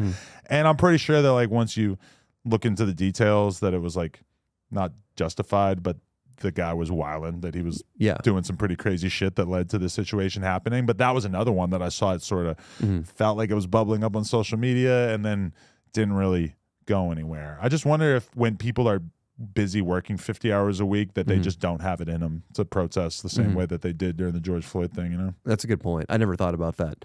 But yeah, and just something, my take on the whole police violence thing in these viral videos is what nobody talks about is after the police got defunded, crime rates and murders in poor neighborhoods filled with black people went through they would the say fucking that roof. the cops were like essentially never defunded That's not true. in most places. I That mean, there wasn't like any real significant decline in police budgets, and then most of them were ratcheted back up very soon after. They were massive. I mean, here I think it was 300 million, and also we still haven't recovered to pre-pandemic levels of police because so many police have resigned due to just like disrespect, and everybody hates them. They're afraid to do their job. Right. There's been mass resignation. So I think the level of policing in most major cities has gone down, both financially and in terms of numbers. And what nobody talks about, and I read about it as early as like late summer 2020, in Compton, there were black leaders like calling for the police to be refunded because the murder rates were going so crazy. Yeah. And also, I mean, are there racist cops? You can't deny it because there's so much evidence just like right here in LA. Like Mark Furman, the tapes of him I was saying, just Googling that last night. yeah, like he was saying that like you get a black guy, we just take him down into the basement. We don't ask him any questions. We just beat the shit out of him. That's real. The reason why I thought that was sus for a moment was because I was watching DJ Vlad interview Kato Kalin, and Kato Kalin, when Vlad referred to the Mark Furman tapes, Kato Kalin said, "Yeah, it was for a screenplay," and I was like, "It was for a screenplay." I never like heard that. So I went to the Wikipedia article right away and started reading it because I was like, was I lied to about those Mark Furman tapes back in the day? But it feels like he was a consultant of sorts for a screenplay writer. So he basically told them all kinds of shit about what was going on in the LAPD. But that those experiences when he's talking about like beating up minorities and shit, that those were real experiences and that he was speaking from his own voice box. Because I thought for a second when I heard Kato Kalin say the thing about the screenplay, I'm like, so you're telling me that was all like just a narrative and it wasn't about his own personal experience? But I don't know. Yeah, I mean, I heard the tapes. I've listened to them a lot. They sound pretty, they sound like they're based on real experiences. The one that was pretty funny, that was like, I mean, it was really racist and awful, but it's kind of funny, is like they stopped one black guy and he had a skateboard, and the partner just like asked him bogus questions while Mark Furman took the skateboard and propped it up under the tire of the cruiser, and they just ran over the skateboard of the guy and then just left. Wow. Which is awful and I like racist. that, Jason Ellis. But how do you like that, Jason Ellis? I'll fucking tear you up on the vert ramp on the mats anytime, buddy. And then we'll ride our bike over your skateboard. And then I'll ride. We'll get one of Adam's old dusty BMX bikes. I'll fucking bunny hop onto your board, dude. Jason Ellis is a consistent presence on this podcast. I wonder if he's annoyed. Jason, you're my buddy, dude. I do want to roll with you, sincerely.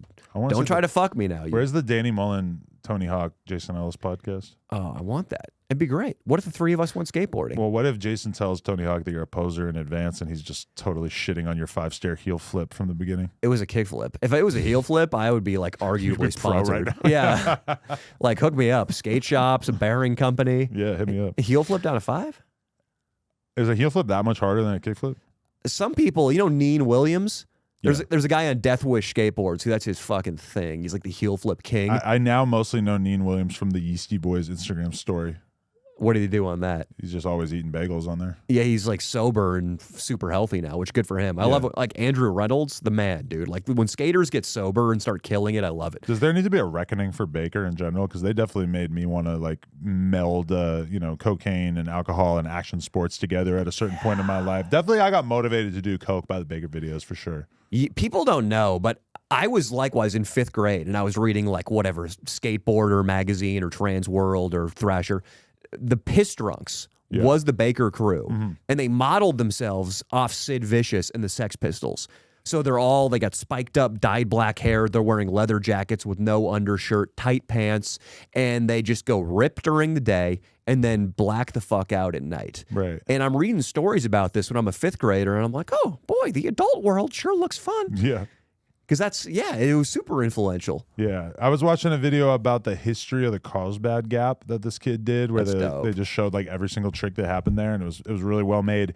And there's like one dude who pulls some crazy ass trick on, and he goes, "I am getting fucked up tonight." And everybody's like, yeah. That was Eric Ellington, I'm pretty sure. Yeah. I remember that. And it was just like, I'm watching it as a grown man, and I'm like, no, dude, do not get fucked up tonight. Like, go home, chill, eat some good food, and then go out the next day and get another good trick. Like, you just don't like. As soon as you get into that mentality of like, yes, I'm young and I'm healthy and I'm strong and I can do whatever the fuck I want, I'm invincible. It's like that shit. I've just seen it fall apart so many times. Yeah. There's something about skateboarding. I get it though. Like, especially if you get a trick that you know is going to be one of the last 3 tricks in your part, that's just a hammer. Just like an NBD at a big spot. You pushed forward the sport of skateboarding. You progressed the art. I could see how that would be like them winning a Super Bowl and them wanting to get really fucked up. Oh, I've seen people pull tricks where it was like they won their Super Bowl. Like in the sense of like, oh, I'm never going to do that trick again. Like I'm never going to find something bigger to do that trick on. Yeah. Like, that's just pretty much it. When I saw Stevie truck El Toro, 360 bar spin down El Toro, it was just like, oh, well, you probably are never going to truck something like that again. Because it's like, what would the point be? Like that's the biggest one anyone's ever done. It's definitely probably the biggest one you're going to do. So it's the 20 stair. What's the best thing that's been thrown down El Toro? I think it's been switch ollied. You'd have to tell me skateboard wise. BMX wise, definitely truck driver.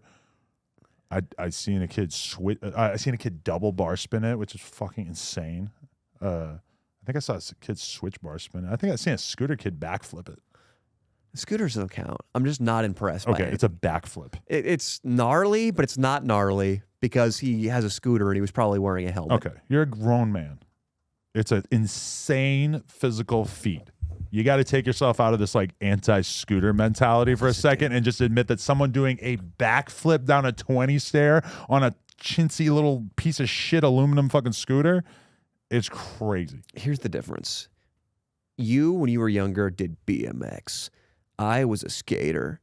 This kid was a scooter. We hated scooter riders too, but at a certain point, you just got to acknowledge that they do insane shit. Same thing with the rollerblading thing. We had like rollerblader beef my whole time growing up. Yeah, but fucking fruit booters. If you actually watch rollerblade videos, I mean, they do the most death-defying shit. A lot of rollerblade videos make skateboarders look like fucking pussies. Dude, I mean, there are guys in the Middle East who swallow swords for a living. That's technically gnarly. And some people will click on that on WorldStar and enjoy themselves very much watching it. Not me so much at this point, but I mean, if you can't see the similarity of like, oh, this guy took an inanimate object and, took it down a 20 stair and did something that realistically probably could have like, killed him. It's like 2 degrees away from a skateboard. It's just got a handle on it and less wheels. I think the only thing that makes me comforted is I know that guy gets no vagina to compensate. And that is why it's so cool. It's because you could conceivably get ass by doing heel flips. You're kind of right. And actually, it's kind of more impressive that there's no earthly reward for what he did. Well, I'm sure actually they're sponsored and they probably make okay money. There's definitely scooter dudes making good money. Unfortunately, every time I drive by a skate park now, I see more fucking scooters going around. But it makes than me I wonder do if skateboards. it makes me wonder if scooters are on the way out, because I feel like I see less scooters. And I remember 2010 hearing from people in the UK and Australia that like the scooter takeover of their skate parks was like nothing ever to have happened before, that it was like the craziest thing ever. And a lot of people really seem to be under the impression of like, oh, BMX and skateboard are probably going to go away because scooters are so big now. There's just no sex appeal. I remember the first Razor scooter I ever saw, and this was an omen of things to come. It was at the Maidu skate park in Sacramento, California. All these kids were hitting the fun boxes, going down the banks. This kid pulls up into the park, and we're like, what the hell is that thing he's on? This kid was on a Razor scooter with baggy Fred Durst-style shorts, and he had a sideways, upside-down visor. Was he Japanese? No, he was like a fat white kid. That's just like the cool rollerblader style that I imagine from the 90s, is that everybody had like a fucking sideways upside down visor. I remember seeing it, and maybe I missed like the peak 90s rollerblader like fashion wave. Oh, it was but great. I thought that I was just like, this kid is so embarrassing, and I hate the device he's riding, and I will hate it for all time based You on got his to headwear. unlearn that shit. Your love for TikTok and scooters distresses me.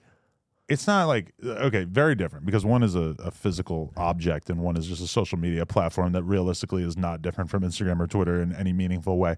But when it comes to the scooter stuff, I mean, you just can't deny that some of it's absolutely unbelievable. Like I've seen and I would love for people, because I can't even remember who's like really dope, but send us links to people, because I would love for Danny to try to argue that some of this shit is not dope. And even the idea that it's not cool or that these dudes are just straight dorks. No, there's scooter dudes who have steez like the top skateboarders, who have like unbelievable cool ass style, and you're in denial because you pretend that you've had this skateboard thing going on in your life. I pretend? I'm questioning it now, like Jason Ellis. I pretend. I'm just saying, anybody who gives this scooter shit a fair shake would have to admit that it's absolutely unbelievable. And this is the other thing I like about at least some of the scooter world or whatever, is that I feel like in BMX, the companies aren't honest with each other or themselves. The customer is a 16-year-old boy, maybe on the high end, like a 21-year-old boy. You know, it's just like you're marketing your shit to a young ass audience. Yep. And you should be honest about that, because a lot of times throughout my life, I've seen BMX companies make, oh, look at our new cut and sew line of these dope clothes that we came out with. And it's a light brown shirt with a little logo of like a leaf thing in the corner that's like 2 centimeters tall. And the guy who owns the company is like a 35-year-old dude who goes to indie rock shows. And to him, this is some cool merch and everybody's going to understand. Everybody's going to love it. I think at least some of my success while I was in BMX was realizing, oh, the average BMX person is listening to hip hop, smoking weed, and they're not in their 30s. They like loud ass t-shirts with crazy graphics and shit like that. I remember having a eureka moment when I was like standing in a Hot Topic one time and just looking at all the fucking crazy shirts. This is, 2013, 2014, and just realizing like, this is my market. Skateboarding, Spitfire and World Industries. Who wins? They're cartoon Yes. characters. But I mean, you are talking about like 30 years ago, but yeah. And still, dude, like Spitfire and World Industries are still like considered cool. Like I think Flame Boy and Wet Willie and the fucking the average skateboarder does not think those things are cool at all. Well, Spitfire still owns the wheels industry. Like Right. you still see Spitfire everywhere. But nobody's dying for a Flame Boy graphic tee. I would fucking rep one. The That actually average hits bring skater it back. kid, though, I don't think that's You're really right. holding a lot of weight. But at the time, I mean, that company sold for like, I don't know, Yeah. tens of millions. Okay, that's the difference between skateboarding and BMX, though, is that the skateboard audience actually is very much influenced by the older hardcore skater dudes. Like, and it's not that obviously a 16-year-old dude has like a different sense of what's cool than a 30-year-old skater, but there is a sense to which the 30-year-old skater helps like influence what the young kids think are cool, and that really doesn't exist in BMX in the same way it used to, because there's just so few like older dudes who still are like core bike rider guys that go to the skate park. That fantasy was way more alive when I was a kid as opposed to now, whereas in skateboarding, you have tons of in skateboarding that I love is like crew videos. Like, oh, these guys all just live in St. Louis and they've been filming with their VX for like 3 years and they made this dope ass video. I mean, the number of places where that's happening in BMX is like kind of scary small at a certain point. What's the crew up in SF, the skate crew? They're real famous. They're these guys that are all just complete no-names who work at like pizza parlors, and they just shred the hills. But they just go down the big-ass hills. I feel like I know who you're talking about, but I forget. They put out really sick videos of them on Thrasher, like one a year. And I love watching that the shit, gnarliest but street dudes. I'm going to be real with you. As I get older... What's that? GX1000. Oh, yeah, okay, yeah. As I get older, the shit of just going down hills that fast... I don't get it. Like, I don't know how the fuck these people are willing to take these risks, because that shit is terrifying. And people do die doing that. Sean Green, I think is his name, who was a GX guy. Dude, he had this compilation that came out on Thrasher where he bombed all the biggest spots in San Francisco. Like hills that don't look physically possible to bomb. I mean, you get like either an erection or an increased heart rate watching this. He got smoked by a dump truck. Yeah. Like that eventually happened after I put out this triumphant hill bombing part. Dude, I wonder if they were filming. Because you know they ain't putting that footage up. Dude. Like he would do shit like he would bomb a hill and he would kickflip from one curb cut over a street to another. Like a 15 or 20 foot gap, and it was only possible because he's going like 60 miles per hour. Like a kickflip while bombing a hill over a gap. I have that feeling all the time when I'm watching bike videos and they're not wearing helmets. And I'm just seeing them like, oh, you're like doing a 180 bar spin down an 18 stair, and you're basically like floating backwards. And the thing that happens if you don't grab the handlebars perfectly is that you go backwards and you fucking smash your head on the ground. Yeah. And I'm just like, listen, like I'll go fuck around at the skate park and do some like 2 foot tall rails and stuff without a helmet on. Yeah. But people doing that shit, like and you know what's crazy? It shows you a lot about like the cultural differences between sports that are actually pretty fucking common, because skateboarding, BMX, and mountain biking, I would say, like, yes, they're like very different, but to a certain extent, you're taking like a pretty similar amount of risk in all of these, I would say. Skateboarding, nobody wears a helmet. Mm-hmm. BMX, a good percentage of skate park riders and trail riders wear helmets, but almost no street riders wear helmets. In mountain biking, if you post a photo of you doing a trick without a helmet on, the comment section will be like 90% people telling you you're an idiot for not wearing a helmet. Wow, it's like getting mask shamed for not wearing a mask. It's fucking weird, but That it's is just weird. It's a different culture. And I get it too, because it's like if you're blasting down big ass fucking mountains and Yeah. you're not wearing a helmet, then you're like pretty fucking stupid. But like a lot of the mountain bike stuff is like, you know, they're not really doing anything that's that different than skateboarding or BMX danger level. You know, Yeah. you're like a few feet off the ground, you're maybe 10 feet off the ground when you jump down something or whatever. But yeah, it's just like the cultural difference is fucking massive. And it's like mountain bikes, the reason why there's so much more money in it, they appeal to like grown ass people that just want to go have fun on the weekend. Yeah, that's why Brazilian Jiu-Jitsu, there's a lot of successful companies that make these gis, is because everybody who does Jiu-Jitsu is somebody who has a lot of expendable income. Because a Jiu-Jitsu gym membership, mine's like damn near $300 a month. Right. And yeah, there are fucking like dudes in there who work at tech companies who are just down to blow money on a $200 designer gi. And jiu-jitsu is crazy though, because it's like you make it to the top of the fucking game and you're still not making any money. There's just no money in it. Unless you open a gym. That's the Yeah. thing, is teaching. And depending on what part of the country you're in, you can actually open a gym and kill it, even if you're just a no-name black belt. But my instructor is like gnarly multi-time world champion. He charges $300 a month, and he has hundreds and hundreds of students. I ran the math one day after seeing how many members there were. He makes $80K a month. That's just off his memberships. And he does like seminars, and he has other affiliate schools that write him a check every month. He's probably making well over $100K a month as a jiu-jitsu instructor. You got a lot of expenses though. That's true. Like, yeah, a lot of insurance, the rent there. But I mean, he's still probably clearing Wonder how many like employees profit. he has. 4. And it's Interesting. like a lot of them, you're just like, hey, here's $20 to teach a class. I wonder though in jiu-jitsu if a large part of why there's no money in it is because anyone who has had enough common sense and intelligence to make money at it also has the common sense and intelligence to not share it with the competitors. What they're teaching? No, the money. Oh, okay. It just feels like there's got to be money to go around. It's just like the people who are making the money probably don't want to like create an environment in which they have to give some of that money back to the participants. Okay. Well, The participants. Well, there's no spectators in it. It's like the WNBA. That's it's a like, good point. It's yeah. like when fucking women want equal pay to Steph Curry because they're the point guard for the Seattle Mystics.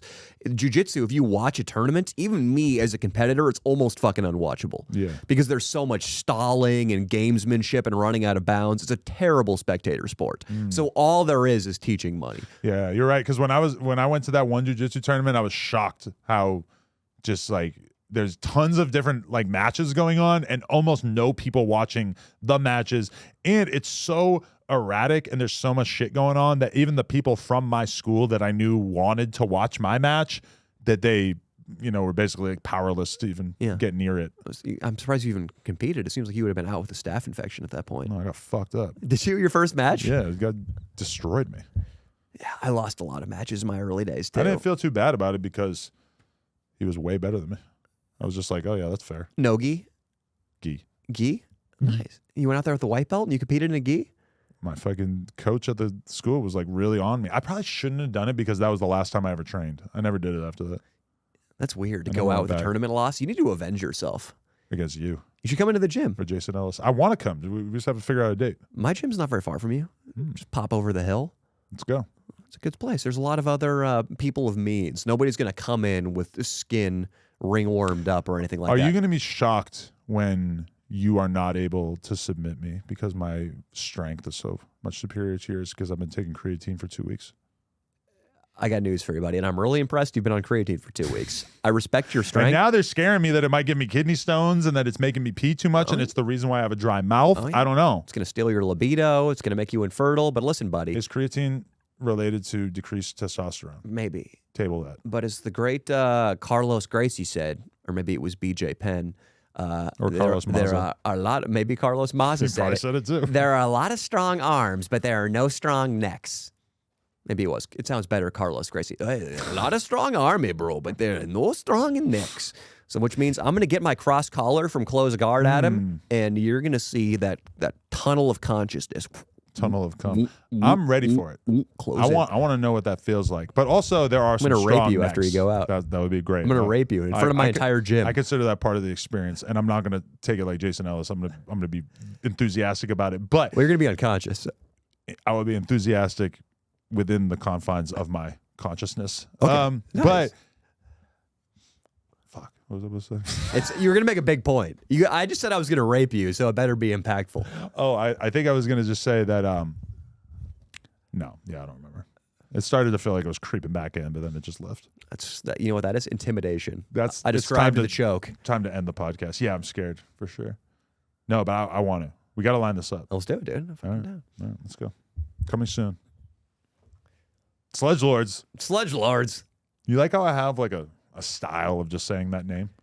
I think it's good for branding. Sledgelords. You know, the Swedish dude who wrote all the songs for all the pop stars like the 2000s, he said the way to start all of his songs is you got to have a real memorable thing. Like he came up with the Britney Spears, "Da-na-na, oh baby, da-na-na," because you hear that and you fucking like, oh, let's go to the dance floor.